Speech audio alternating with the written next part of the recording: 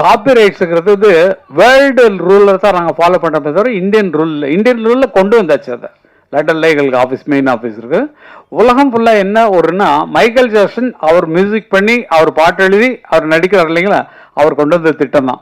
கொண்டு வந்து அது எல்லாருக்கும் அப்படி பரவிடுச்சு. காரணம் என்னென்னா, நம்மளுடைய படைப்பு. இப்போ வந்து கதாசிரியருக்கு கதையில் உரிமை உண்டு, எத்தனை லாங்குவேஜ் மாற்றினாலும் அவங்களுக்கு உரிமை உண்டு, பாட்டுக்கும் அவங்களுக்கு சம்மந்தம் இல்லை. ஏன்னா தனி கிரியேஷன். நீங்கள் 7 கோடி ரூபாய் கொடுத்து ஒரு மியூசிக் ரைட்டரை போட்டு அவன் பாட்டுக்கு கைதட்டல் விழாமல் எங்கள் பாட்டுக்கு விழுந்துட்டு இருக்கியா? மியூசிக் போட்டவன்ல உன் பாட்டு கிட்டா இல்லையா? எங்கள் பாட்டு போட்டவனே ஆளுக்கு கைதட்டான், உச்சில் அடிக்கிறான், டான்ஸ் ஆடுறான். அப்போ அதுக்கு கூலி எங்களுக்கு வரணும் இல்லை? எங்கள் பேர் போடாமல் தானே எங்கள் மியூசிக் ரைட்டருக்கு பணம் கொடுத்து அவ்வளோ கொடுத்து அவங்கள்ட்ட வாங்க முடியாது தானே எங்கள் பாட்டு போடுறீங்க. அப்போ எங்களுக்கு அதில் பங்கு உண்டு இல்லை? எங்களுக்கு கொடுத்துருக்கணும் இல்லை? எங்கள்கிட்ட பெர்மிஷன் வாங்க. பெர்மிஷன் கேட்டால் ஃப்ரீ அண்ணன் கொடுத்துருவார். ஏன்னா எங்களுக்கு தெரியல, நம்மகிட்ட பெர்மிஷன் கேட்காம போட்டுக்கானே அப்படிங்கும்போது தான் உங்களுக்கு வருது.